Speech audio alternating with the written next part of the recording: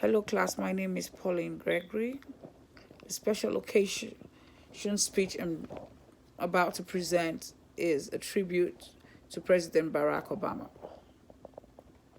The history of African Americans in the New World to the present day United States of America will never be complete without mentioning the presidential election of 2018, in which the whole world was shocked to its bone marrow when Americans elected Barack Obama as their 44th president of the United States of America.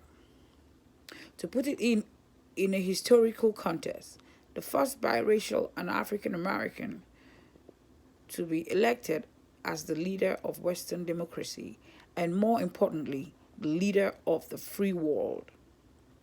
It was a night to remember on that November 4th, 2008, watching Barack Obama and his family come out to address the crowd at the park in Chicago with tears of joy on the beaming faces of African Americans as they cheer their newly elected leader to lead the country out of the worst recession since the Great Depression of 1929. And more importantly, once again, Americans are able to show the rest of the world that the American dream is real and not fantasy. The election of Obama as the president of this nation that validates that belief that anything is possible in this country. And it gives hope to African Americans that with hard work and dedication to one's craft, the sky is the limit. But more importantly, it removes the doubts of whether this country belongs to the blacks as much as it does to the white man. There are many reasons to be thankful for President Barack Obama. First, he validated Dr. Martin Luther King's Jr. speech, "I have a dream that one American will come around to fulfill the promise that all men are born equal with certain rights to pursue justice, liberty, and happiness." Dr. King is a civil rights leader and an optimist that strongly believed America as a country has a lot to offer the rest of the world, and racial injustice must be tackled, and the path to perfect union can be navigated.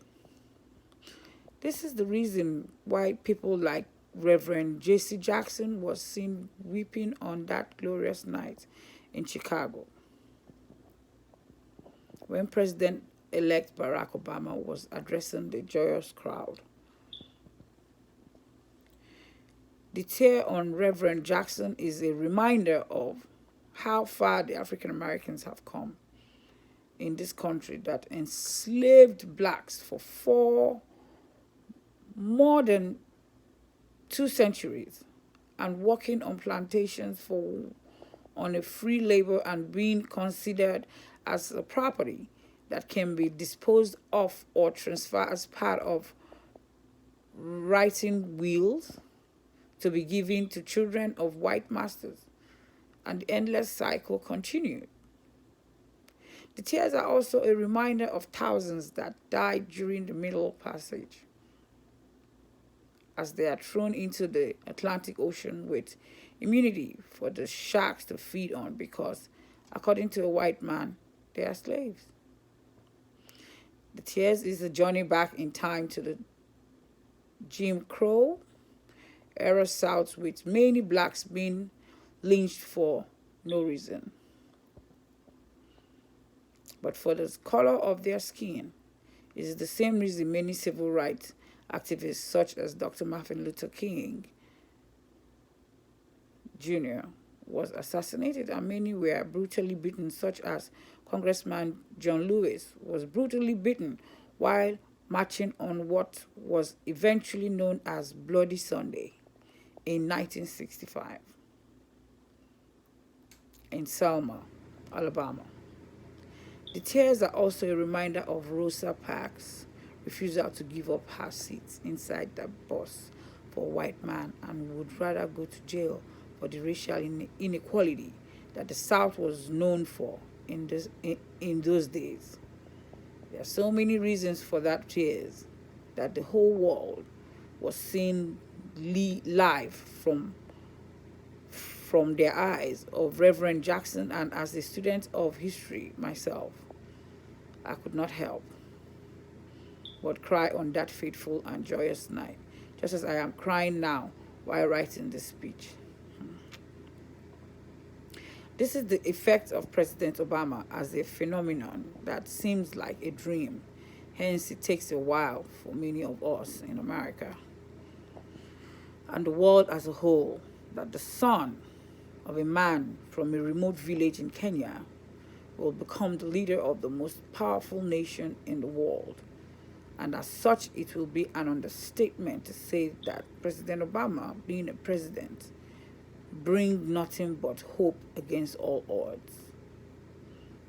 Speaking of hope, the young black men and women growing up have renewed hope in the country that perhaps this country is ready to turn a new leaf and seek redemption for its original sin. Such which is perhaps even worse than the Holocaust, in my humble opinion, because slavery for over 200 years is unthinkable, and the economy of this country was built on the back of the blacks that were forced into slavery from one generation to another, serving as free labor. Obama brings hope and pride to young blacks and minorities in general because of the fact that he represents them in a way that validates that nation. They can also become somebody important in America.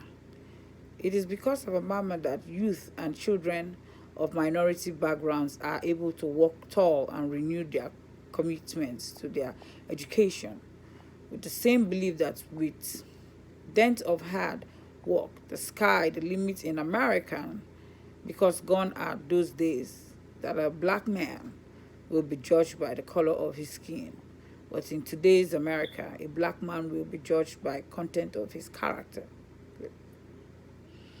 This hope is everything, but minority youth of today need to spur them to greater heights in life, and great thanks to Obama for what he stands for and what he continues to do for minority groups in the country and around the world. To give a very good example of the pride Obama brings to children of minority backgrounds, near where there was a picture taken in the Oval Office while during the first term of his presidency. The picture shows a young African American boy touching President Obama's hair, just to confirm it looks like his own hair.